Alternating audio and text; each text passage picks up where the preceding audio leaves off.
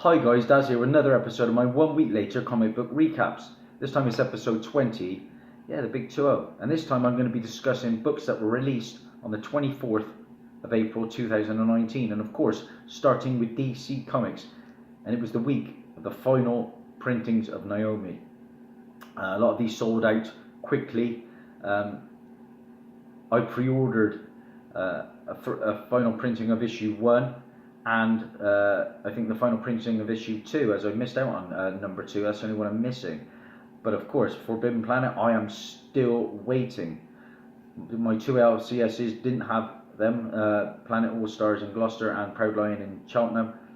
So fingers crossed I do receive those 2 books. I didn't bother with the final printing of issue 3 as I have the first printing.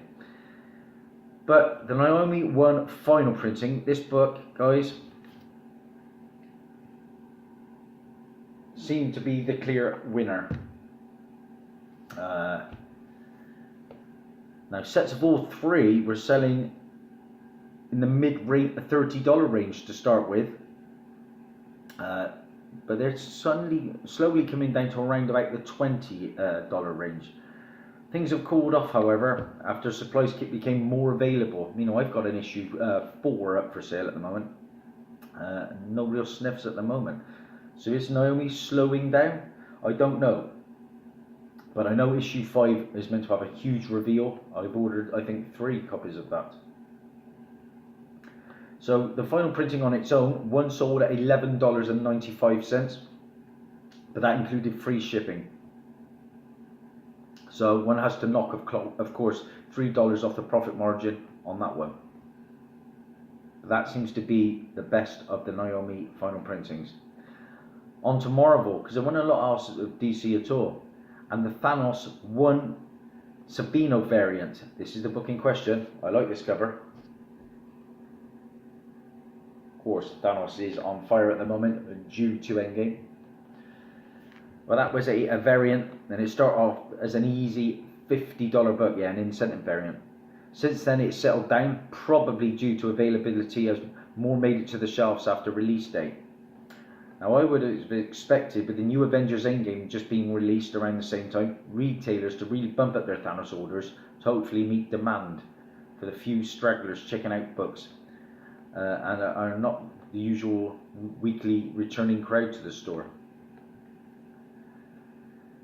I have to admit, this is the cover that I would grab at the right price and throw into my personal collection. I have yet to find one. Because I'm a big Thanos lover myself. I have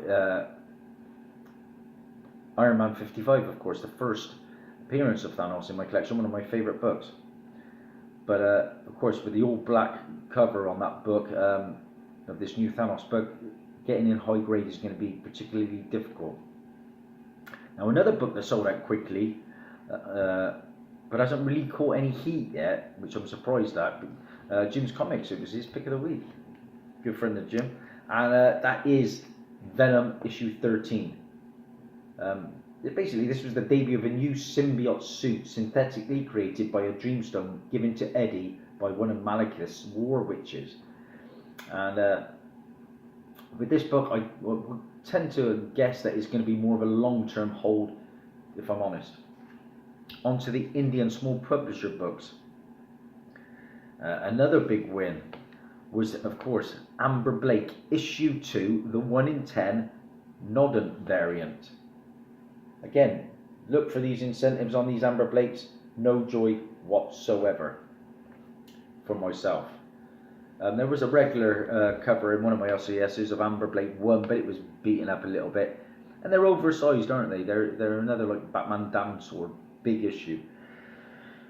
But like I say, that Amber Blake 2, the Nodden 1 in 10 variant, was another big win if you found it for cheap and were able to flip it quickly. Sales still anywhere between $70 to $100 on average, which is insane. Like I said, very, very few and far between are the incentives in my LCSs. Even ratty copies. There was one with a tear, I think, that sold for $35. Not bad for the seller, that because that book clearly lost its mintiness.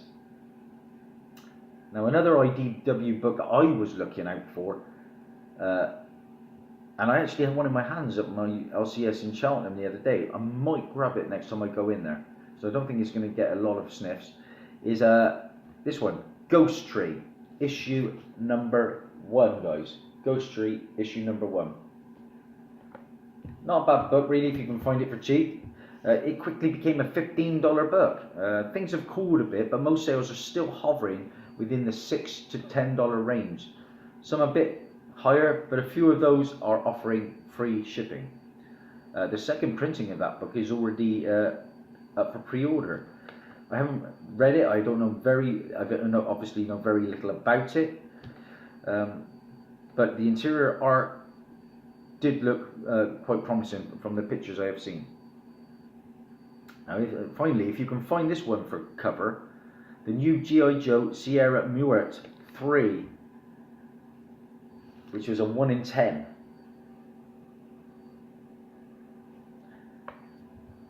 That's had a little bit of buzz. This was an easy $20 bill book.